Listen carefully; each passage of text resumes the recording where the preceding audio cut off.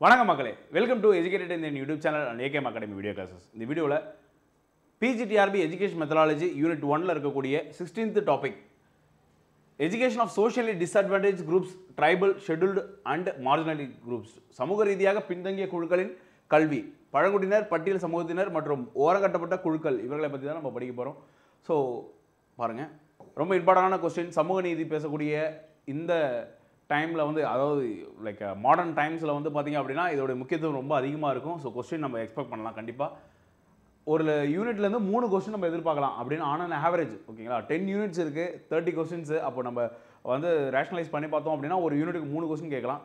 அப்போது ஃபஸ்ட் யூனிட்டில் perspectives of எஜுகேஷனில் ஒன்று வந்து ஸ்கீம்ஸ்லேருந்து வரலாம். லைக் சர்வ சிக்ஷா அபியான், லைக் ராஷ்ட்ரிய மத்தியமிக் சிக்ஷா அபியான், இல்லை RUSA, இல்லை சமக்ர சிக்ஷா, அந்த மாதிரி ஒன்று வரலாம். ஒன்று வந்து concept based, like importance, like இம்ப்ளிமெண்டேஷனில் இருக்கக்கூடிய ஒரு பிரச்சனை, இல்லை வந்து ஒரு சேலஞ்சஸ், அந்த மாதிரி இருக்கக்கூடியதை எடுத்து பேசலாம். அப்போ அந்த மாதிரி கேட்கக்கூடிய ஒரு கேள்வி இது. ஓகேங்களா, ஸோ சமூக ரீதியாக பின்தங்கிய குழுக்கள் என்றால் என்ன அப்படின்னு நம்ம பார்க்குறோம். ஸோ இங்கிலீஷ் மீடியம் அப்படியே ஃபாலோ பண்ணிக்கோங்க. நான் ரொம்ப தமிழில் எதிர்பார்க்குறாங்க டீச்சர்ஸ்ன்றதுனால நான் தமிழில் ஃபோக்கஸ் பண்ணுறேன்.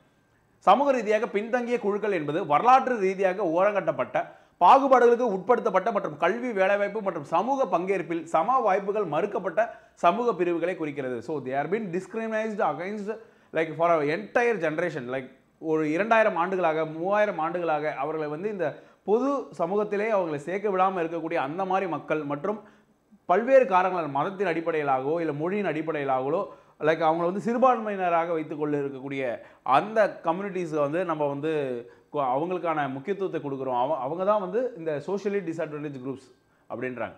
அடுத்து தீஸ் குரூப்ஸ் இன்க்ளூட், அதில் யாரெல்லாம் இருப்பாங்க அப்படின்னா, இந்த குழுக்களில் அடங்குவை பட்டியல் சாதியினர், எஸ்சிஸ், ஷெட்யூல்டு காஸ்ட். பாருங்கள், மக்கள் தொகையில் 17.5, 2011 நடந்த மக்கள் தொகையில் வந்து 17.5 இந்தியாவில் இருக்கக்கூடிய ஒட்டுமொத்த மக்கள் தொகையில் அவ்வளோ பர்சன்டேஜ் இருக்காங்க. அண்ட் ஷெட்யூல்டு ட்ரைப்ஸ் பார்த்திங்க அப்படின்னா பட்டியல் பழங்குடியினர் மக்கள் தொகையில் 8.6% இருக்கின்றனர். பிற பிற்படுத்தப்பட்ட வகுப்பினர், அதர் பேக்வர்ட் கேஸ்ட், ஓகேங்களா, லைக் அவங்க வந்து மக்கள் தொகையில் 52% இருக்கிறாங்க. And religious and linguistic minorities, மத மற்றும் மொழி சிறுபான்மையினர் மக்கள் தொகையில் 18.4% உள்ளனர். சிறப்பு தேவைகள் கொண்ட குழந்தைகள், சில்ட்ரன்ஸ் வித் ஸ்பெஷல் நீட்ஸ், அட்டென்ஷன்ஸில் லைக் இல்லை வந்து ஏதாவது ஒரு மெடிக்கல் டேர்ம்ஸில் அப்படிலாம் நம்ம பார்க்குறோம்ல. ஸோ இவங்க எல்லாருமே சோஷியலி டிஸ்அட்வான்டேஜ் குரூப்ஸ் தான். கான்ஸ்டியூஷனல் ப்ரொவிஷன்ஸ், சட்ட ரீதியாக ஒரு நாடு அந்த பிள்ளைகளுக்கு என்ன கொடுக்கணும் அப்படின்னு நம்ம பார்க்குறோம். பிரிவு 15(4) ஆர்டிகல் 15(4) என்ன சொல்கிறாங்க அப்படின்னா, பட்டியல் சாதியினர் மற்றும் பட்டியல் பழங்குடியினர் உள்பட்ட சமூக மற்றும் கல்வி ரீதியாக பிற்படுத்தப்பட்ட குடிமக்களின் முன்னேற்றத்திற்காக அரசு சிறப்பு ஏற்பாடுகளை செய்வதற்கு அதிகாரம் அளிக்கிறது. ஸோ எம்பவர்ஸ் ஸ்டேட் வந்து என்ன பண்ணலாம் அப்படின்னா ரிசர்வேஷன்ஸை மேக் பண்ணலாம் அப்படின்னு சொல்லக்கூடிய ஒரு பிரிவு தான் ஆர்டிகல் 15(4). அடுத்து 29 பாருங்கள், protection of language, script and culture, மொழி, எழுத்து மற்றும் கலாச்சார பாதுகாப்பு.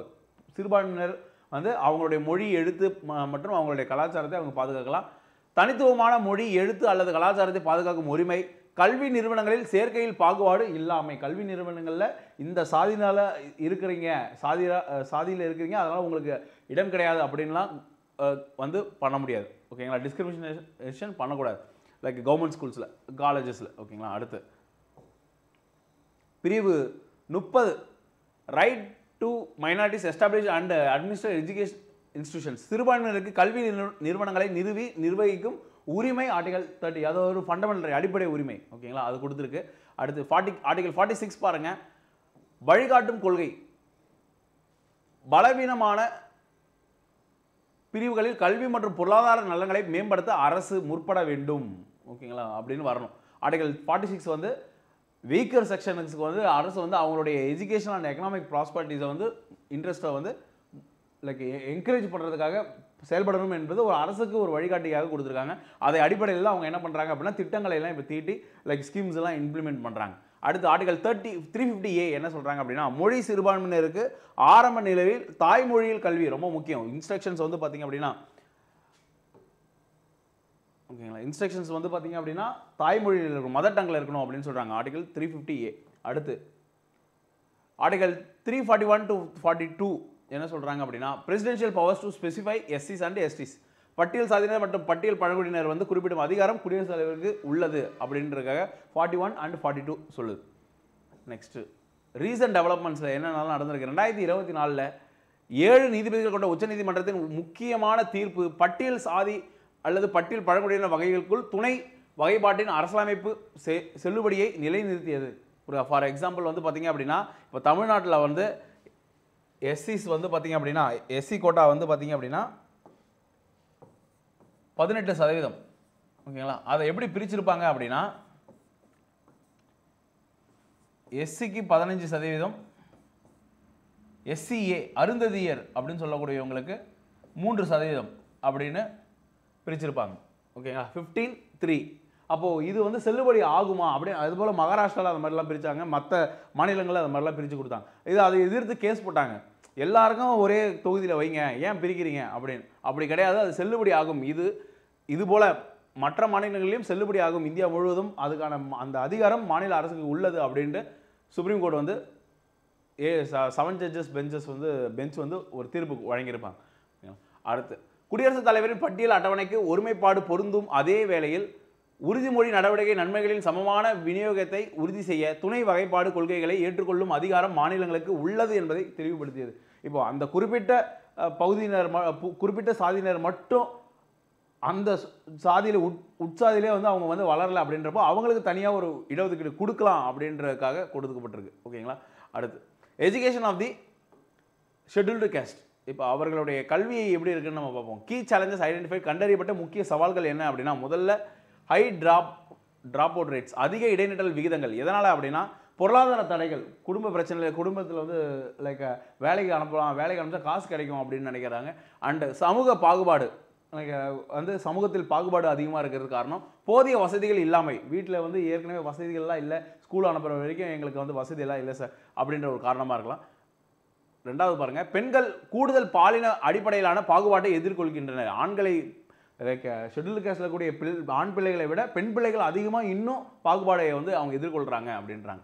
ட்ராப் அவுட் ரேட்ஸ், இடைநிற்றல் விகிதங்கள் வகுப்பு 1 to 5 பட்டியல் சாதி ஆண்களுக்கு 44.27% மற்றும் பட்டியல் சாதி பெண்களுக்கு 63.58% வந்து ட்ராப் அவுட் ரேட்ஸ் இருக்குது. அப்போ ஆண்களை விட பெண்கள் அதிகமாக ட்ராப் அவுட்ஸ் இருக்காங்க. நினச்சி பாருங்கள், 5ஆம் வகுப்பு படிக்கிறதுக்குள்ளே 63% ஷெட்யூல்டு கேஸ்ட் குழந்தைகள் வந்து பெண் குழந்தைகள் வந்து ஸ்கூலை விட்டே நின்றாங்க அப்படின்னா அப்போ எவ்வளோ பெரிய சமூக தாக்கத்தை அது ஏற்படுத்தும் அப்படின்னு பார்த்துக்கோங்க. ஓகேங்களா? அப்போ அவங்க வந்து பார்த்திங்க அப்படின்னா மீனியல் ஜாப்ஸுக்கு தான் அவங்க ஃப்யூச்சரில் போக வேண்டிய கட்டாயத்தில் இருக்காங்க. அப்போது ஒரு கவர்மெண்ட்ன்றது ஒரு நல்ல திட்ட அரசு வந்து இதை ஃபோக்கஸ் பண்ணணும், இதை வந்து குறைக்க முற்படணும். அடுத்து quality of education issues. First வந்து அவங்களுடைய economical issues, high dropouts பார்த்தோம். ரெண்டாவது வந்து குவாலிட்டி ஆஃப் எஜுகேஷன் இஷ்யூஸ், கல்வித்தரம் சார்ந்த பிரச்சனைகள் என்ன அப்படின்னா பள்ளிகளில் மொழி தடைகள் இருக்கலாம். ஓகேங்களா? கண்டிப்பாக. அடுத்து lack of culturally relevant curriculum, கலாச்சார ரீதியாக பொருத்தமான பாடத்திட்டம் இல்லாமை. லைக் நம்ம வந்து இப்போ வந்து லைக் கிராமங்கள்லேருந்து வரக்கூடிய பிள்ளைகளுக்கு வந்து வெஸ்டர்னைஸ்டு இல்லை பிரிட்டிஷ் கால லைக் எஜுகேஷனை கொண்டு வந்து கொடுத்தோம் அப்படின்னு வைங்களேன், அப்போது முற்பாடு ஏற்படும். நம்ம எதுக்காக படிக்கிறோம், என்ன நீங்கள் இப்படிலாம் நடத்துகிறீங்க அப்படின்ற மாதிரி அந்த குழந்தைகள் நினைக்கலாம். அடுத்து பன்முக வகுப்பறைகளுக்கு போதிய ஆசிரியர் பயிற்சி இல்லாமை. ஓகேங்களா? லைக் பன்முக வகுப்பறைகள் அப்படின்னா பலதரப்பட்ட பிள்ளைகள் இருக்கக்கூடிய, பலதரப்பட்ட தேவைகள் இருக்கக்கூடிய, பலதரப்பட்ட பிரச்சனைகளிலிருந்து வரக்கூடிய பிள்ளைகளை கையாளக்கூடிய ஆசிரியர்கள் கிடையாது. ஆசிரியர்கள் என்ன பண்ணுவாங்க அப்படின்னா எல்லாரையும் ஒன்று புரியுதா, நீ ஏன் வரல, நீ ஏன் ஹோம்ஒர்க் பண்ணல அப்படின்றது அடிக்கிறது. லைக் இந்த மாதிரி ஒரு டீச்சிங் இல்லாமல் கூட இருக்கலாம் அப்படின்றாங்க. அடுத்து ஆக்சஸ் அண்ட் இன்ஃப்ராஸ்ட்ரக்சர் ப்ராப்ளம்ஸ், அணுகல் மற்றும் உள்கட்டமைப்பு பிரச்சனைகள், பட்டியல் சாதி ஆதிக்க பகுதிகளில் மட்டுப்படுத்தப்பட்ட பள்ளி கிடைக்கும் தன்மை. ஸோ லைக் பார்த்திங்க அப்படின்னா ரொம்ப குறைவாக இப்போ ஒரு பீப்புள் வந்து ஒரு பரவலாக ஒரு எஸ்சி சமுதாயம் அதிகமாக இருக்கக்கூடிய இடங்களில் ஸ்கூல்ஸே அவைலபிலிட்டி கம்மியாக இருக்கலாம். ரெண்டாவது போக்குவரத்து சிரமங்கள், போயிட்டு லைக் டவுன் பஸ்ஸு இதெல்லாம் கிடைக்கிறதுக்கு சிரமமாக இருக்கலாம். இன்சஃபிஷியன்ட் பேசிக் இன்ஃப்ராஸ்ட்ரக்சர், போதிய அடிப்படை உட்கட்டமைப்புகள் இல்லாமை, தண்ணி வசதி, டாய்லெட் வசதி இது எல்லாமே இல்லாமல் இருக்கக்கூடிய காரணங்களால் பிள்ளைகளை வந்து ஸ்கூல் கூட அனுப்பாமல் இருக்கலாம். அடுத்து எஜுகேஷன் ஆஃப் ஷெட்யூல்டு ட்ரைப்ஸ், பழங்குடியினரின் கல்வி பாருங்கள், அவங்களுடைய தனித்துவமான அம்சங்கள் வந்து லைக் அந்த பழங்குடி மக்களுக்கான தனித்துவமான அம்சங்கள் என்ன அப்படின்னா, தொலைதூர கடினமான நிலப்பகுதியில் புவியியல் தனிமைப்படுத்துதல். இவங்க வந்து மலை பிரதேசங்கள்ல இல்ல ரொம்ப அடர்ந்த காடுகளுக்குள்ள அந்த மாதிரி இடங்கள்ல இருக்கிறது வந்து ஒரு பெரிய சேலஞ்சா இருக்கு. அப்ப அங்க போய் நடத்துறது. ரிச் கல்ச்சுரல் லிங்குவிஸ்டிக் டைவர்சிட்டி பாருங்க. பணக்கான கலாச்சார மற்றும் மொழியியல் பன்முகத்தன்மை.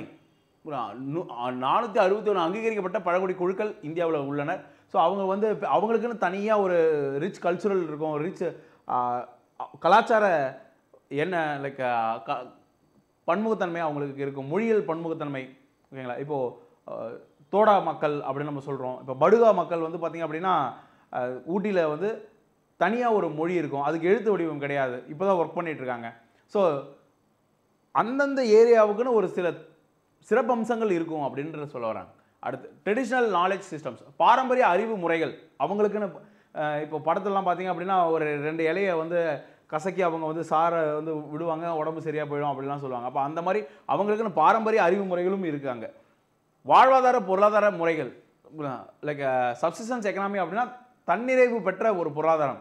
அவங்க வந்து பெருசாக மாட மாளிகையெல்லாம் ஆசைப்பட மாட்டாங்க. அங்கே இருக்கக்கூடிய கிழங்குகளை வைத்து இல்லை மீன்களை பிடித்து இல்லை சின்ன அளவுக்கு விவசாயம் பண்ணி அவங்க வந்து வெளியே உலகத்துக்கே பெருசாக இன்ட்ராக்ட் பண்ணணுன்ற தேவை அங்கே இருக்காது. ஓகேங்களா? சப்சிஸ்டன்ஸ் எக்கனாமிக்ஸ் இருக்கும், அது தன்னிறைவு பெற்ற எக்கனாமி. அடுத்து இந்தியா உலகின் 2வது பெரிய பழங்குடி மக்கள் தொகையை கொண்டுள்ளது. பாருங்கள், உலகத்திலேயே 2வது அதிகமான பழங்குடி மக்களை கொண்டது இந்தியா. ஸோ மேஜர் சேலஞ்சஸ், சவால்கள் என்ன அப்படின்னா அவங்களுடைய ஃபஸ்ட்டு ஜாகிரபிக்கல் ஐசோலேஷனே அவங்களுக்கு ஒரு சவால் தான். கடினமான நிலப்பரப்பு கொண்ட தொலைதூர இடங்கள் இருப்பதால் அங்கே வந்து போய் நம்ம வந்து மெயின் ஸ்ட்ரீம் சொசைட்டி கூட அவங்களால இணைக்க முடியல. மட்டுப்படுத்தப்பட்ட இணைப்பு மற்றும் உள்கட்டமைப்பு.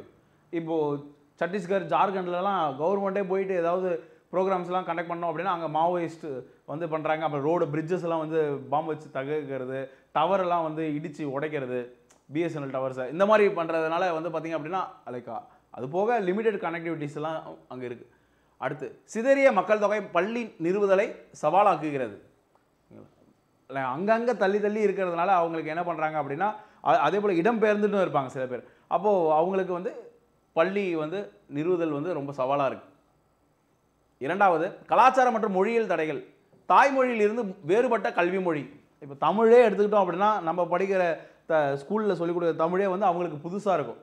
அப்போ அந்த இலக்கண தமிழ் என்பது அவர்களுக்கு கடினமாக தெரியும். பழங்குடி கலாச்சாரத்தை பிரதிபலிக்காத பாடத்திட்டம். அவங்களுடைய கலாச்சாரத்தை வந்து நம்ம ஏற்றுக்காமல் நம்ம ஒரு ஸ்டாண்டர்டாக வச்சு இப்படி தான் இது இருக்கணும் அப்படின்னு சொல்கிறப்போ அது முரண்பாடு ஏற்படுது. கலாச்சார உணர்வுள்ள கற்பித்தல் பொருட்கள் இல்லாமை. ஓகேங்களா? லைக் ஒரு கல்ச்சரலாக வந்து ஒரு இன்ட்ரெஸ்ட் இல்லாமல் நம்ம வந்து கல்ச்சரல் இன்ட்ரெஸ்ட் இல்லாமல் நடத்துறது வந்து அவங்களுக்கு ஒரு டிஸ்கனெக்டிவிட்டி ஏற்படுத்தும். அவங்க ஓகே இப்போ இது படித்து நம்ம என்ன பண்ண போகிறோம், நம்ம என்ன ஐடி கம்பெனியில் போய் வேலை செய்ய போகிறோம் அப்படின்ற ஒரு எண்ணம் வந்துடுச்சு அப்படின்னா அவங்க நின்றுவாங்க.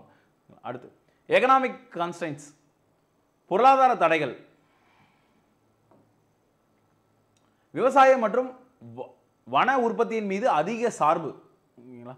ஸோ இன்னொன்று என்ன அப்படின்னா அவங்க வந்து விவசாயத்தை அதிகமாக சார்ந்து இருக்கிறதுனால அவங்களால ஃபாரஸ்ட் அதிகமாக சார்ந்து இருக்கிறதுனால அவங்களுக்கு பொருளாதாரம் பெருசாக இருக்காது. குடும்ப தொழில்களில் குழந்தை தொழிலாளர். கட்டாயமாக எல்லா வேலைகளுக்கும் அவங்களுக்கு குழந்தைகள் தேவைப்படுறாங்க. வருகையை பாதிக்கும் இடப்பெயர்வு முறைகள். ரெகுலராக ஸ்கூலுக்கு வரதுக்கு ஒரு இடத்துல செட்டில்மெண்ட் இருக்கணும், ஆனால் அங்கே இல்லாமல் அவங்க ஒவ்வொரு சீசனுக்கும் ஒவ்வொரு இடத்துக்கு நகர்ந்துகிட்டே இருந்தாங்க அப்படின்னா அது ஒரு பெரிய பாதிப்பு ஏற்படுத்தும். சோஷியல் ஃபேக்டர், சமூக காரணிகள் என்னென்ன அப்படின்னு பார்த்தீங்க அப்படின்னா முறையான கல்வியுடன் முரண்படும் பாரம்பரிய நம்பிக்கைகள். முறையான கல்வியுடன் முரண்படும் பாரம்பரிய நம்பிக்கைகள். முடி வளர்த்துட்டு இருப்பாங்க, ஸ்கூலில் வந்து முடி வெட்டு வாப்பா அப்படின்னாங்க, தெய்வ குத்தமாயிடும் அப்படின்லாம் சொல்கிறாங்களே அது மாதிரி. கல்வி நன்மைகள் பற்றிய விழிப்புணர்வு இல்லாமை. இப்போ தம்பி இன்றைக்கி நீ படிக்கலாம், இன்றைக்கி கஷ்டமாக இருக்கும்டா, ஆனால் நீ வெளியே வந்துட்டு அப்படின்னா லைக் அது வந்து நல்லா இருக்கும்ப்பா. இப்போ நீ வெளி உலகத்துக்கு போயிட்டு வந்து அப்படின்னா அது ஒரு மாதிரி ஒரு டிஃப்ரெண்ட்டான உனக்கு எக்ஸ்போஷராக இருக்கும், லைக் நிறைய தெரிஞ்சுப்ப நீ அப்படின்ற அந்த அவேர்னஸ் இல்லாமல் இருக்கிறது. பெண்களின் கல்வியை கட்டுப்படுத்தும் பாலின பாத்திரங்கள். லைக் பெண்கள் வந்து திருமணம் ஆகிட்ட பிறகு இப்போனா லைக் அந்த கணவர் வீட்டில் போய் வேலை தானே செய்ய போகிறாங்க அப்படின்ற அது ஒரு எண்ணம். ஓகேங்களா? அதனால் அதுவும் ஒரு காரணம் எஜுகேஷன் கம்மியாக இருக்கிறதுக்கு. இப்போ எஜுகேஷன் ஆஃப் மைனாரிட்டிஸ் பார்ப்போம். சிறுபான்மையினர் கல்வி வந்து பார்த்திங்கன்னா அரசமைப்பு மற்றும் சட்ட அமைப்பு 30 ஏற்கனவே நம்ம பார்த்துருக்கோம். சிறுபான்மையினருக்கு கல்வி நிறுவனங்களை நிர்வகிக்கும் உரிமையை கொடுத்துருக்கு. ரெகக்னைஸ்டு ரிலீஜியஸ் மைனாரிட்டிஸ் அங்கீகரிக்கப்பட்ட மத சிறுபான்மையினர் தேசிய சிறுபான்மையினர் சட்டம் 1992 ரொம்ப முக்கியம். முஸ்லிம்ஸ், கிறிஸ்துவர்கள், சீக்கியர்கள், பௌத்தர்கள், பார்சிகள் இந்த 5 பேரும் வந்து 92லே கொடுத்துருப்பாங்க. ஜெயின்ஸ் வந்து பார்த்தீங்க அப்படின்னா if I am not wrong like 2014 நினைக்கிறேன், 14-12 ஓகேங்களா, அதில் வந்து ஆட் பண்ணியிருப்பாங்க இவங்களும் சிறுபான்மையினர் தான் அப்படின்ட்டு. அடுத்து இவர்கள் எல்லாம் சிறுபான்மையினர், மதத்தின் அடிப்படையில் சிறுபான்மையினர். அடுத்து முஸ்லீம் எஜுகேஷன் பாருங்கள், மேஜர் ஃபோக்கஸ். முஸ்லீம் எஜுகேஷனில் வந்து லோ லிட்ரஸி, தேசிய சராசரியை விட குறைந்த கல்வியறிவு விகிதங்கள் காணப்படுகிறது. பாலின ஏற்றத்தாழ்வு அதிகமாக உள்ளது. ஆண்களுக்கும் பெண்களுக்கும் இஸ்லாமியர்களில் அதிகமான பாலின வேறுபாடுகள் கல்வியில் இருக்குது.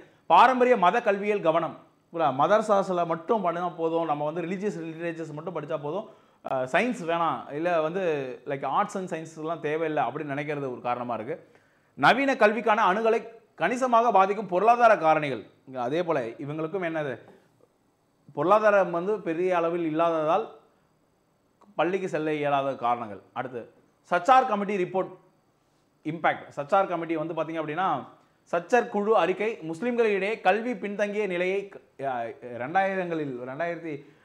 2004 நினைக்கிறேன், 2004-6 லைக் அந்த டைமில் வந்து பார்த்திங்க அப்படின்னா சச்சார் 2004 சொல்லுவாங்க, 5 வந்து இம்ப்ளிமெண்ட் பண்ணுவாங்கன்னு நினைக்கிறேன். சச்சார் குழு அறிக்கை முஸ்லீம்களிடையே கல்வி பின்தங்கிய நிலையை எடுத்துக்காட்டியது. இது இலக்கு நோக்கிய தலையீடுகள் மற்றும் சிறுபான்மையினர் கல்வியில் கொள்கை கவனத்திற்கு வழிவகுத்தது. ஸோ ரொம்ப எஜுகேஷனில் வந்து ரொம்ப பின்தங்கியிருக்காங்க, உடனே ஒரு கவர்மெண்ட் வந்து இன்டர்வென்ஷன் இருக்கணும் அப்படின்னு சொன்னாங்க. கரண்ட் சேலஞ்சஸ், தற்போதைய சவால்கள். பொருளாதார தடைகள் என்னென்ன அப்படின்னு பார்த்தீங்கன்னா கல்வி அணுகலை கட்டுப்படுத்தும் வறுமை. லைக் வறுமையில் இருக்கிறதுனால கல்விக்கு இடம் கொடுக்க முடியல. உயர்கல்விக்கான மட்டப்படுத்தப்பட்ட நிதி ஆதாரங்கள், பெரிய காலேஜஸ்லாம் அனுப்பிச்சு மாதம் என்னால் ஹாஸ்டல் ஃபீஸ்லாம் கட்டி படிக்க வைக்கக்கூடிய சக்தி எங்களுக்கு இல்லைங்க அப்படின்ற ஒரு காரணம். கல்வி கடன்கள் மற்றும் உதவித்தொகைகளை அணுகும் வசதி இல்லாமை. பாருங்க, கல்வியை போய் கேட்டால் அப்படின்னா நீங்கள் டாக்குமெண்ட்ஸ் கொண்டு வாங்க அப்படின்ற ஒரு பிரச்சனை. இல்லது ஊக்கத்தொகையை வந்து எப்படி அப்ளை பண்ணணும், ஸ்காலர்ஷிப்புக்கு எப்படி அப்ளை பண்ணணும், என்ன எலிஜிபிள், என்ன சர்டிஃபிகேட் வாங்கி நான் அப்ளை பண்ணணுன்றது அவேர்னஸ் மக்களுக்கு கிடையாது. சோஷியல் மற்றும் கல்ச்சரல் ஃபேக்டர்ஸ், சமூக மற்றும் கலாச்சார காரணிகள் என்னென்ன அப்படின்னு பார்ப்போம். சில சமூகங்களில் பெண்களின் கல்வி மீதான பழமைவாத அணுகுமுறைகள். இன்றைக்கும் பார்த்திங்க அப்படின்னா தாலிபான்ஸ் வந்து ஆப்கானிஸ்தானில் பெண்கள் ஸ்கூலுக்கே போகக்கூடாது அப்படின்ற ரூல்ஸே கொண்டு வந்துட்டாங்க, போனால் ஷூட் பண்ணுறாங்க. அப்போ அதே போல் லைக் அந்த அளவுக்கு இல்லைனாலுமே பெண்கள் என்ன 12வது வரைக்கும் படித்தா போதும் அப்படின்ற ஒரு எண்ணம் வந்து பரவலாக இருக்குது இந்தியாவில் அப்படின்றாங்க. மத கல்விக்கான சமூக விருப்பத் தேர்வுகள், லைக் சயின்ஸை படிக்கிறத விட ரிலீஜியஸ் லிட்ரேச்சர்ஸை படிக்கலான்றது நினைக்கிறாங்க. முக்கிய நீரோட்ட கல்வியில் மொழி தடைகள் ரொம்ப முக்கியம். லைக் வீட்டில் பேசக்கூடிய மொழி வந்து பார்த்திங்க அப்படின்னா லிங்குவிஸ்டிக் வேறு மாதிரி இருக்கும், அதே போல் ஸ்கூலில் சொல்லிக்கூடிய மீடியம் வந்து வேறு மாதிரி இருக்கும். அப்போது அந்த டிஃப்ரென்சஸ் இருக்குது. நெக்ஸ்ட் இன்ஸ்டிடியூஷனல் கேப்ஸ், நிறுவன ரீதியான இடைவெளிகள். பார்த்திங்க அப்படின்னா உயர் கல்வியில் போதிய பிரதிநிதித்துவம் இல்லாமை. ஓகேங்களா, லைக் ஹையர் எஜுகேஷனில் முஸ்லீம் பாப்புலேஷன்ஸ் அதிகமாக கிடையாது. தொழில்நுட்பம் மற்றும் தொழில்சார் படிப்புகளுக்கான மட்டப்படுத்தப்பட்ட அணுகல். ஸோ ஏதாவது தொழிலில் போய் கற்றுக்கலாம் அப்படின்னா அங்கே வந்து ஆக்சசிபிலிட்டியே கிடையாது அப்படின்ற ஒரு காரணமாக இருக்குது. சிறுபான்மையினர் அதிகம் வசிக்கும் பகுதிகளில் தரமான கல்வி நிறுவனங்கள் இல்லாமை. ஓகேங்களா, அடுத்து இது ஏற்கனவே நம்ம சொன்ன பாயிண்ட் தான். Recent government initiatives for minorities. இப்போ சிறுபான்மையினருக்காக கவர்மெண்ட் என்னெல்லாம் கொண்டு வந்திருக்காங்க அப்படின்னா பிரதான் மந்திரி ஜன் விகாஸ் காரியக்ரம். ஓகேங்களா, லைக் பெண்களுடைய லைக் சிறுபான்மையினர் கல்விக்காக கொண்டு வந்தது. மௌலானா ஆசாத் நேஷனல் ஃபெலோஷிப்ஸ், சிறுபான்மையினர் பிள்ளைகள் வந்து படிப்பதற்காக கொடுக்கக்கூடிய ஃபெலோஷிப், அது ஊக்கத்தொகை. மெட்ரிக் முன் மற்றும் மெட்ரிக் பின் ஊக்கத்தொகைகள், படிக்கிறதுக்கு முன்னாடி மெட்ரிக் படிக்கிறதுக்கு முன்னாடி 10th ஸ்டாண்டர்டுக்கு முன்னாடி கொடுக்கக்கூடிய ஸ்காலர்ஷிப், 10th ஸ்டாண்டர்ட் முடிச்சுட்டு 11th 12th வந்தாங்கன்னா அது ஸ்காலர்ஷிப், காலேஜ் வந்தாங்கன்னா தனியாக ஸ்காலர்ஷிப்பு. சிறுபான்மையினர் நிறுவனங்களில் உள்கட்டமைப்பு மேம்பாடு. கவர்மெண்ட்டே வந்து பார்த்திங்க அப்படின்னா சிறுபான்மையினர் இன்ஸ்டிடியூஷன்ஸ் வச்சுருந்தாங்க அப்படின்னா அதுக்கு லைக் மானியங்கள்லாம் கொடுத்து டெவலப் பண்ணுறாங்க. கல்வி கடன்களில் வட்டி மானியம். ஓகேங்களா, இப்போது 10% அப்படின்னா அதில் வந்து 3% மானியம், 7% மட்டும் நீங்கள் இன்ட்ரெஸ்ட் பே பண்ணால் போதும் அப்படின்ற கூடியது. இதெல்லாம் கொடுத்து மக்களை வந்து வாங்க படிங்க அப்படின்னு சொல்கிறாங்க. நாய் மன்சில் திட்டம் திறன் மேம்பாட்டிற்காக. ஓகே, நாய் மன்சில் வந்து பார்த்திங்க அப்படின்னா ஸ்கில் டெவலப்மெண்ட். அடுத்து நாய் ரோஷினி திட்டம் வந்து பெண்களின் அதிகாரம் அளிப்பதற்காக, ஃபார் பெண்கள்ஸ் எம்பவர்மெண்ட். ஓகேங்களா, அடுத்து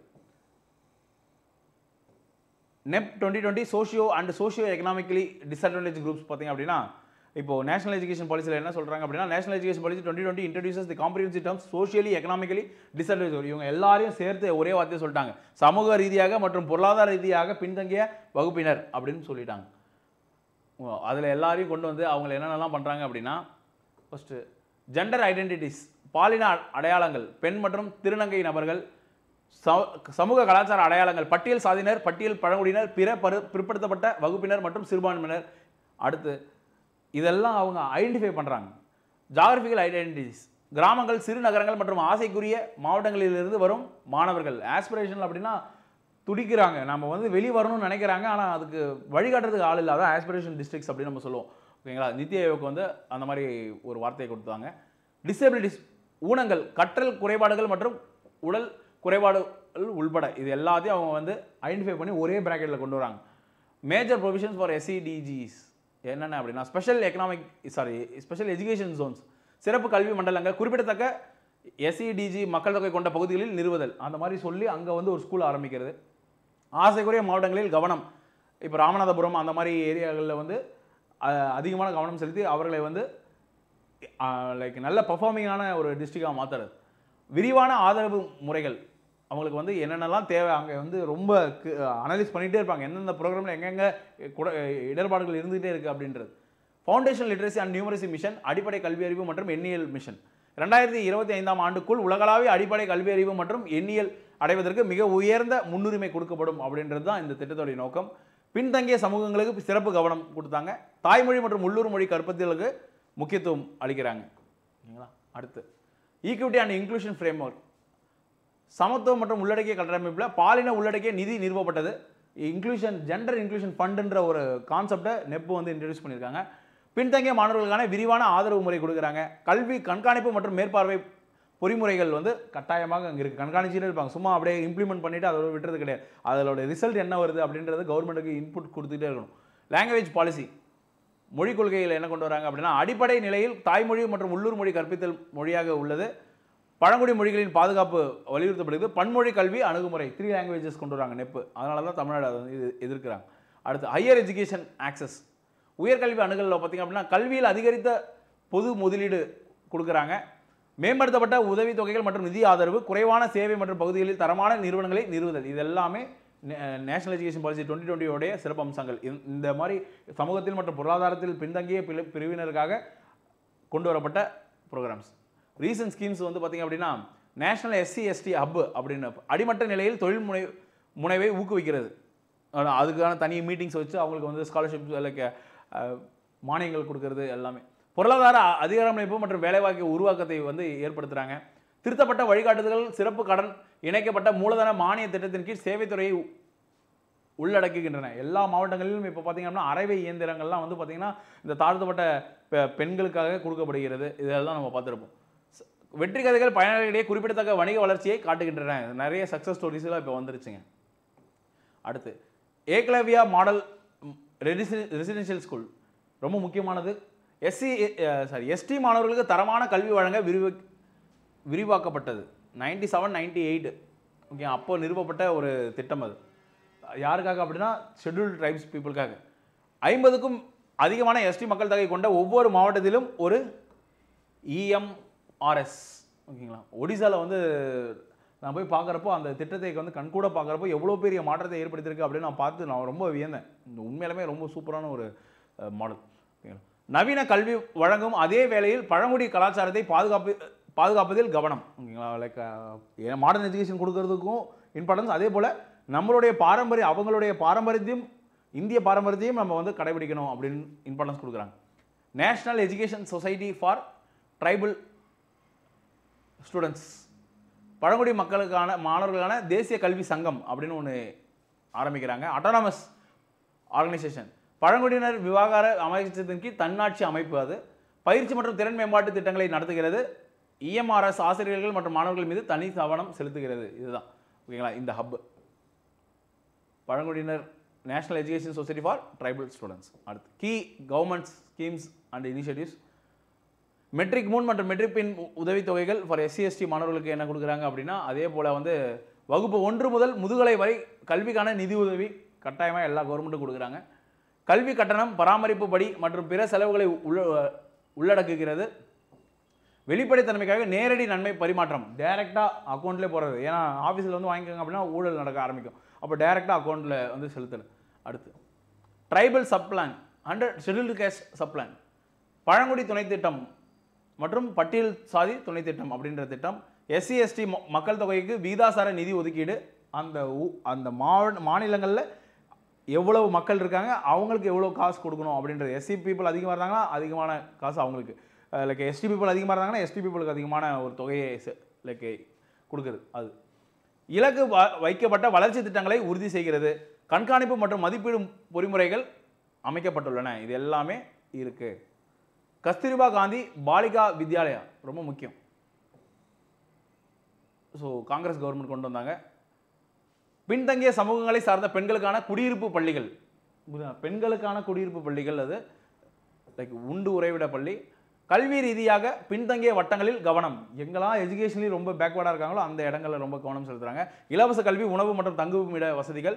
பள்ளி விட்டு வெளியேறிய பெண்களுக்கான பாலம் படிப்புகள், லைக் பிரிட்ஜ் கோர்சஸ் ஃபார் வெளியே போயிட்டாங்க, வெளியே போயிட்டு சார் நான் வந்து 2-3 வருஷம் ஆயிடுச்சு நான் ஸ்கூலுக்கு வந்து அப்படின்னா அவங்களுக்கு ஒரு பிரிட்ஜ் கோர்ஸ், ஒரு குறிப்பிட்ட கோர்ஸ் பண்ணிவிட்டு நீங்கள் வந்து ஜாயின் பண்ணிக்கலாம். ஓகேங்களா. அடுத்து குவாலிட்டி என்ஹான்ஸ்மெண்ட் மெஷர்மெண்ட்ஸ், தர மேம்பாட்டு நடவடிக்கைகள் என்னென்ன எடுத்திருக்காங்க அப்படின்னா கவர்மெண்ட்டு. ஆசிரியர் பயிற்சி மற்றும் மேம்பாடு, உள்ளடக்கிய கல்வி பயிற்சி, பன்முக மாணவர்களுடன் பணிபுரியும் ஆசிரியர்களுக்காக உணர்வூட்டல் திட்டங்கள். இப்போ நம்ம இது எல்லாம் எஜுகேஷன் மெத்தடாலஜிலாம் இவ்வளோதும் ஏன் படிக்கணும்? ஏன்னா 21st செஞ்சுரியில் இருக்கக்கூடிய டீச்சர்ஸாக நம்ம இருக்கணும் அப்படின்றக்காக. கலாச்சார திறன் மேம்பாடு, பன்மொழி கற்பித்தல் முறைகள், உள்ளூர் மொழிகள் மற்றும் பேச்சு வழக்குகளில் சிறப்பு கவனம். இதெல்லாம் இருக்கக்கூடிய ஆசிரியர்களாக அவங்க தேர்வு செய்கிறாங்க. ஆசிரியர்களுக்கு ட்ரைனிங் கொடுக்குறாங்க.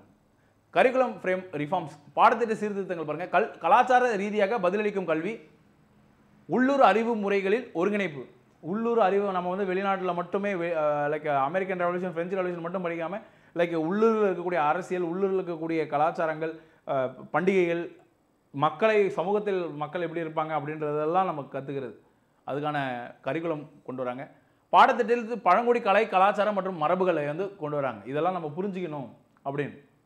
ஓகேங்களா. நான் கூட வந்து பார்த்திங்க அப்படின்னா முன்னெல்லாம் வந்து இந்த படத்திலலாம் காமிக்கிற மாதிரி தான் நினைப்பேன். பழனிக்கு போகிறப்போ வந்து பார்த்திங்க அப்படின்னா இந்த சாட்டை எடுத்து தானே அடிச்சுப்பாங்க, அடிச்சுக்கிட்டு இரவல் கேட்பாங்க.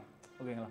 அப்போது நான் நினைப்பேன் வந்து நல்லா தானே இருக்காங்க, யங்ஸ்டர்ஸாக தான் இருக்காங்க, ஹஸ்பண்ட் அண்ட் ஒய்ஃபாக இருக்காங்க, சின்ன வயசாக தான் இருக்காங்க, கை குழந்தையெல்லாம் வச்சுருக்காங்க. ஏன் வந்து ஏதாவது ஒரு ஹோட்டலில் போயிட்டு 10 பாத்திரம் தேய்ச்சாலே வந்து அவங்களுக்கு ஒரு சம்பளம் கொடுக்க போகிறாங்க அப்படின்னு. ஆனால் அது வந்து பார்த்திங்க அப்படின்னா ஒரு புக்கு படிக்கிறப்ப தான் வந்து எனக்கே புரிய வருது. அதுக்கு பின்னாடி ஒரு பெரிய ரீசனே இருக்குது. அவங்க வந்து அதில் வந்து வெளிவர முடியாத காரணங்களும் இருக்குது. சில பேர் வெளியே வந்துடுறாங்க, ஆனால் பெரும்பாலும் பேர் வராத காரணங்களும் அவங்களுடைய அமைப்பில் வந்து, அதாவது அவங்க வளர்ந்த விதம், அவங்களோட நம்பிக்கை, ஓகே இதன் மூலம் தான் நம்ம பொழப்பு நடத்தணும் அப்படின்ற அந்த அறியாமை, இது எல்லாமே இருக்குது அப்படின்றாங்க. அப்போ அதை புரிஞ்சுக்கிட்டு அதுலேருந்து அவங்களுக்கு அதன் மூலமாக சொல்லிக் கொடுத்து வெளியே கொண்டு வரணும். ஓகேங்களா. அடுத்து பன்மொழி பாட புத்தகங்கள் மற்றும் கற்றல் பொருட்கள், இதை வந்து கவர்மெண்ட் கொடுக்குறாங்க. சமூக அடிப்படையிலான கற்றல் அணுகுமுறைகளை கொண்டு வரணும் அப்படின்றாங்க. கம்யூனிட்டி பேஸ்டு லேர்னிங், சமூகம் எப்படி செயல்படும், அந்த சமூகத்தில் எப்படி நீ வந்து தாக்கத்தை ஏற்படுத்தலாம், உன்னுடைய கண்டுபிடிப்புகள் இல்லை வந்து உன்னுடைய சேவைகள் எப்படி அந்த சமூகத்துக்கு தேவைப்படும் அப்படின்னு சொல்கிறாங்க. தொழில்நுட்பம் மற்றும் டிஜிட்டல் முன்முயற்சிகள், கல்வியில் டிஜிட்டல் இந்தியா 2015 தீக்ஷா வந்து பார்த்திங்க அப்படின்னா 2017 கொண்டு வந்திருப்பாங்க. டிஜிட்டல் மற்றும் கற்றல் ஆதாரங்களுக்காக தீக்ஷா தளம். Vidya for multi modal digital education 2020 corona பெருந்தொற்றில் கொண்டு வந்திருப்பாங்க. பல்முறை டிஜிட்டல் கல்விக்காக பிராந்திய மொழிகளில் சிறப்பு உள்ளடக்கம், ஓரங்கட்டப்பட்ட சமூகங்களுக்கான டிஜிட்டல் கல்வியறிவு திட்டங்கள், இது எல்லாமே கவர்மெண்ட் முற்பட்டு கொண்டு வராங்க. பிரிட்ஜிங் டிஜிட்டல் டிவைட், டிஜிட்டல் பிளவை சமன்படுத்துதல். அதுக்கான யுக்திகள்லாம் என்ன அப்படின்னா, டிஜிட்டல் பிளவு அப்படின்னா ஒருத்தவங்க கிட்ட ஸ்மார்ட் ஃபோன் இருக்கும், ஒரு குடும்பத்தில் ஸ்மார்ட் ஃபோனே இருக்காது. இப்போ 2 குழந்தைகள் பள்ளிக்கு வருது, நீங்கள் வாட்ஸ்அப்பில் ஹோம்ஒர்க் அனுப்பிச்சிங்க அப்படின்னா ஸ்மார்ட் ஃபோன் இருக்கக்கூடிய பிள்ளை பண்ணிட்டு வரும், ஃபோனே இல்லாத பிள்ளை பண்ண முடியாது. அதுதான் டிஜிட்டல் டிவைட். தொலைதூர பகுதிகளில் உள்கட்டமைப்பு மேம்பாடு, இப்போது ஃபோன் வச்சுருந்தா கூட அங்கே வந்து டவர் இருக்காது, அப்போ அந்த மாதிரி டவரை இன்ஸ்டால் பண்ணுறது, எலக்ட்ரிசிட்டி கொடுக்குறது, இதெல்லாம். மலிவு மற்றும் கிடைக்கக்கூடிய சாதனங்கள் மற்றும் இணைப்பு, இதெல்லாம் கொடுக்குறாங்க. டிஜிட்டல் திறன் பயிற்சி திட்டங்கள் அவங்களுக்கு சொல்லிக் கொடுக்குறாங்க. ஒரு டேப் எப்படி யூஸ் பண்ணணும், ஒரு சிஸ்டம் எப்படி ஆன் பண்ணணும், சிஸ்டம் எப்படி யூஸ் பண்ணணும், அதில் எப்படி நம்ம வந்து பெயிண்ட் பண்ணலாம், இதெல்லாம். கம்யூனிட்டி லேர்னிங் சென்டர்ஸ் சமூக கற்றல் மையங்களை ஆரம்பிக்கிறாங்க. சமூக கற்றல் அப்படின்னா அங்கே சமூகத்தில் இருக்கக்கூடிய ஒரு தலைவர், அந்த சமூகத்தில் இருக்கக்கூடியவங்க, இல்லை வெளியிலேருந்து வீக்கெண்ட்ஸில் வந்து எங்கள் ஊர் செஞ்சில்லாம் பார்த்திங்க அப்படின்னா அனந்தபுரம்னு ஒரு ஊர் இருக்குது. அங்கே வந்து ஐடி கம்பெனிஸில் வேலை செய்கிற லைக் யங்ஸ்டர்ஸ்லாம் வந்து வீக்கெண்டில் வந்து சொல்லிக் கொடுக்குறாங்க பிள்ளைகளுக்கெல்லாம் அப்படின்றது. ஸோ இதெல்லாம் பார்க்குறப்போ ரொம்ப ஆச்சரியமாக இருக்குது. ஓகே, அவங்களுக்கு கிடைக்கிறது 2 நாள் தான். 2 நாள் ப்ரோக்ராமில் மந்த்லி ஒரு நாள் வந்து ஒரு வீக்கெண்டை ஸ்பெண்ட் பண்ணி அவங்க சொல்லிக் கொடுக்குறாங்க அப்படின்னா எவ்வளோ பெரிய விஷயம் அப்படின்றது. அடுத்து monitoring and evolution frame work, கண்காணிப்பு மற்றும் மதிப்பீடு கட்டமைப்பு, பர்ஃபார்மன்ஸ் திறன் குறியீடுகள், குவான்டிடேட்டிவ் மெட்ரிக்ஸ் எப்படிலாம் பாருங்கள். அளவு ரீதியான அளவீடுகள் அப்படின்னா வெவ்வேறு நிலைகளில் சேர்க்கை விகிதங்களை நம்ம பார்க்க வேண்டும். இடைநிற்றல் மற்றும் முடித்தல் விகிதங்களை நாம் கணிச்சிக்கிட்டே இருக்கணும், அதை ஒர்க் பண்ணிகிட்டே இருக்கணும். கற்றல் விளைவு மதிப்பீடுகளை நாம் பார்த்துக்கிட்டே இருக்கணும். பாலின சமத்துவ குறியீடுகள், இதெல்லாம் நம்ம இம்ப்ளிமெண்ட் பண்ணக்கூடிய ப்ரோக்ராம்ஸ் எந்த அளவுக்கு சக்சீட் ஆகிருக்கு அப்படின்றது நமக்கு தெரியப்படுத்தும். குவாலிட்டி அசஸ்மெண்ட்ஸ், தர ரீதியான மதிப்பீடுகள் எதெல்லாம் வைத்து நம்ம தரத்தை தீர்மானிக்கலாம் அப்படின்னா சமூக பங்கேற்பு நிலைகள், எவ்வளோ கம்யூனிட்டி பார்ட்டிசிபேஷன் இருக்குது அப்படின்றத நம்ம தீர்மானிக்கலாம். கல்வியில் கலாச்சார பாதுகாப்பு, ஆசிரியர் மாணவர் உறவின் தரம், பெற்றோர் மற்றும் சமூக திருப்தி, இதெல்லாம் வைத்து அங்கே வந்து குவாலிட்டி எப்படி இருக்குது அப்படின்றது நம்ம அசஸ் பண்ணலாம். அடுத்து சேலஞ்சஸ் அண்ட் வே ஃபார்வர்ட், முன்னோக்கிய நமக்கு இருக்கக்கூடிய சவால்கள், அதை எப்படி நம்ம ஓவர் கம் பண்ணுறோம் அப்படின்னா நீடித்த சவால்கள் அப்படின்னா முறைமை சார்ந்த பிரச்சனைகள், தலைமுறைக்கு இடையிலான வறுமை சுழற்சிகள். லைக் பெற்றோர் படித்திருந்தால் தான் படிப்போட அருமை அவங்களுக்கு தெரியும். ஆனால் பெற்றோர்கள் படிக்கவே இல்லை அப்படின்னாலும் நம்ம வந்து அதை சொல்லி புரிய வைக்கிறது. புரியுதுங்களா? இப்போ எங்களுடைய பெற்றோர் வந்து படிக்கலை, ஆனால் நான் படித்து இப்போது எங்கள் ஊரில் வந்து ஃபஸ்ட்டு டாக்டர் அப்படின்னா எங்கள் அண்ணன் தான், ஃபஸ்ட்டு இன்ஜினியர் தான் நான் தான். இப்போ நான் சொல்லிக் கொடுக்குறேன். இப்போது that is what an inter generation, ஒரு முற்பட்டு இருக்கவங்க. ஓகே, அவங்க சிந்தித்து தான் எப்படி மாற்றம் ஏற்படும் அப்படின்றது. அடுத்து சோஷியல் ஸ்டிக்மா அண்ட் டிஸ்கிரிமினேஷன், சமூக களங்கம் மற்றும் பாகுபாடு. லைக் பெண்கள் எல்லாம் படிக்க வைக்காதீங்க, பிள்ளைகளை படிக்க வச்சு என்ன பண்ண போகிற, தொழிலுக்கு அனுப்பு, காசு பாரு அப்படின்னு. அப்படி கிடையாது. இன்றைக்கி கஷ்டமாக இருக்கும், ஆனால் ஃபியூச்சர் கேபிட்டல் அது. ஹியூமன் கேபிட்டல் என்பது பின்னாடி அது வந்து ஹியூமன் ரிசோர்ஸஸ் வந்து பெரிய அளவில் உங்களுக்கு லைக் இன்புட்ஸ் கொடுக்கும் அப்படின்றாங்க. குறைந்த பெற்றோர் கல்வி உந்துதலை பாதிக்கிறது. Like limited parental education affecting motivation, பெற்றோருக்கு வந்து எஜுகேஷன் கம்மியாக இருக்கிறதுனால அதோட இம்பார்ட்டன்ஸ் தெரியலன்றது ஒரு பிரச்சனையாக இருக்குது. ஜாகிரபிக்கல் பேரியர்ஸ், அதே போல் தொலைதூர பகுதிகளில் புவியியல் தடைகள் கண்டிப்பாக இருக்கிறது. அடுத்து புதுமையான சொல்யூஷன்ஸ் என்னென்ன அப்படின்னா சமூக அடிப்படையான அணுகுமுறைகள், கிராம கல்வி குழுக்களை வலுப்படுத்துதல். லைக் அந்த கிராம சபை இருக்குது பார்த்தீங்களா, அதை வைத்தே நம்ம வந்து அந்த மீட்டிங்ஸ்லாம் நம்ம வந்து அதோடைய இம்பார்ட்டன்ஸை சொல்லலாம். ஒரு ட்ராமா போட்டு காமிக்கிறது, இந்த மாதிரி ஆக்டிங், இந்த மாதிரி மக்களுக்கு விழிப்புணர்வு ஏற்படுத்துது. சக கற்றல் மற்றும் வழிகாட்டுதல் திட்டங்கள், லைக் அதே போல் இன்னொரு கிராமங்களில் இருக்கக்கூடிய ஒருத்தவங்களை வந்து பேச சொல்கிறது. அவங்க லைக் ஏதாவது ஒரு வேலையில் இருக்காங்களா, இல்லை ஏதாவது தொழில் பண்ணுறாங்களே அப்படின்னா, சமூகத்தில் ஏதாவது கான்ட்ரிபியூஷன் பெருசாக பண்ணுறாங்க அப்படின்னா அவங்கள கொண்டு வந்து பேசி அவங்கள முன்மாதிரியாக வைத்து அந்த பிள்ளைகளுக்கு இன்ஸ்பிரேஷன் பண்ணுறது. பாரம்பரிய அறிவை நவீன கல்வியுடன் ஒருங்கிணைத்தல். இப்போ அவங்களுக்கு இருக்கக்கூடிய பாரம்பரிய அறிவை வந்து நவீன கல்வியில் வந்து நீ போய் அங்கே போய் ஒரு ரிசர்ச் பண்ணி அதை கண்டுபிடி, உனக்கு அதில் வந்து உனக்கு ஒரு அவார்ட்ஸ் கிடைக்கும் அப்படின்றது. பல பங்குதார கூட்டாண்மைகள், எல்லாரையும் ஒன்றிணைக்கிறது. Government school, private school teachers, like tuition teachers, volunteers, இவங்க எல்லாரும் ஒன்றிணைந்து மேம்படுத்த வைக்கணும். கன்க்ளூஷன் அண்ட் ஃபியூச்சர் டைரக்ஷன்ஸ் பார்த்திங்க அப்படின்னா விஷன் 2030 தொலைநோக்கு கவர்மெண்டோடைய கோல்ஸில் ஆசைக்குரிய இலக்குகள் அணுக்கள் இருக்கணும் அப்படின்னு நினைக்கிறாங்க. சாதி, பழங்குடி மற்றும் மதத்தின் அடிப்படையிலான கல்வி ஏற்றத்தாழ்வுகள் அகற்றுதல் வேண்டும். நவீன பாடத்திட்டத்துடன் பாரம்பரிய அறிவின் ஒருங்கிணைப்பு, உள்ளடக்கிய கல்வி மூலம் நிலையான வளர்ச்சி, இதெல்லாம் கவர்மெண்டோடைய 2030க்குள்ளே இருக்கக்கூடிய ஒரு பார்வைக்கான திட்டங்கள். இதெல்லாம் இருக்கணும் அப்படின்னு நினைக்கிறாங்க. Thank you so much people. Thank you for வாட்சிங்.